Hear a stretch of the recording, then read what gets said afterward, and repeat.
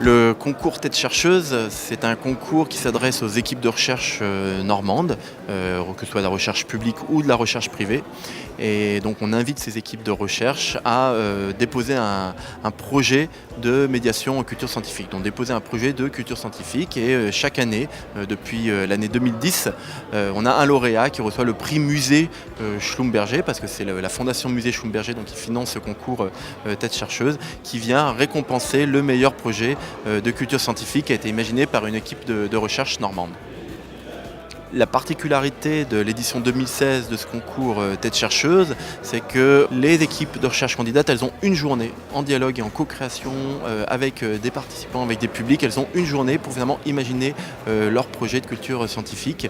Et après, elles auront quelques mois pour essayer de le réaliser pour de vrai. En tout cas, l'équipe lauréate aura quelques mois pour le réaliser pour de vrai et le présenter au moment de la fête de la science. Toutes ces équipes de recherche qui restaient dans l'ombre jusqu'à présent, eh bien, avec un nouveau format, on sait qu'elles participent, on sait qu'elles ont des choses à raconter. Et une journée comme celle-ci, en tant que telle, participe à faire médiation culturelle sur la question de la recherche et de l'innovation ici en Normandie.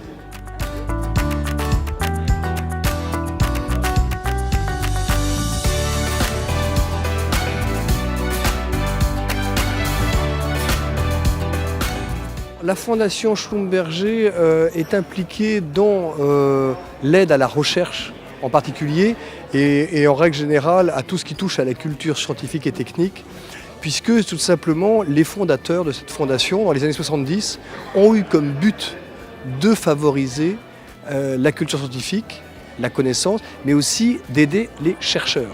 En fait, on s'est aperçu que, un peu comme M. Jourdain, on faisait de la prose sans le savoir.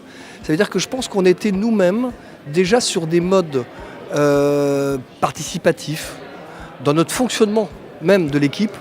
Et donc c'est presque une évidence qu'on aille vers des nouveaux modes. Et quand Relais de Sciences nous ont proposé ce nouveau mode pour le prix, on a pensé que c'était d'abord quelque chose qui était logique avec nos modes à nous, habituels.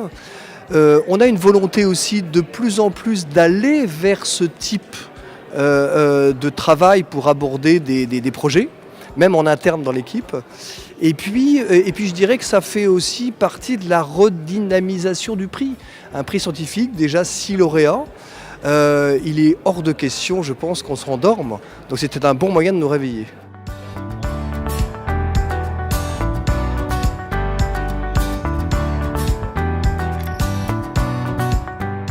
À la maison familiale rurale La Bagotière, on pratique depuis un certain temps la formation à distance. Donc on est très intéressé par toutes les questions autour du numérique. On a notamment un projet autour d'une résidence artistique et numérique. L'ensemble de ces projets nous amène à réfléchir et on a trouvé que participer à un workshop à la MRI était vraiment une très belle opportunité et on s'est saisi de cette opportunité pour faire des ouvertures pour les élèves. Effectivement, la recherche, la science, c'est loin de leurs études. Mais les jeunes qui sont présents aujourd'hui font un BTS Développement Animation des territoires ruraux. Et donc c'est un BTS qui est essentiellement porté sur le projet. Et là on travaille notamment sur des projets avec des techniques d'animation. Donc ça a beaucoup de sens par rapport à leur formation.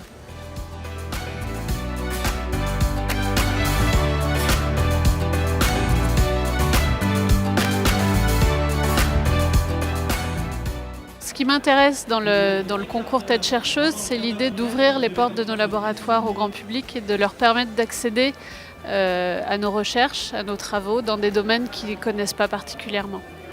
Oui, au cours des rencontres de ce matin, on a pu échanger avec des publics très variés, donc des scientifiques, des étudiants, des entrepreneurs, des programmeurs, qui vont chacun nous apporter une vision un petit peu différente et un regard extérieur par rapport à notre domaine scientifique très fermé. De fait, moi je pense qu'effectivement dans les laboratoires, on est un peu sur la pointe, parfois on est sur les questions très avancées.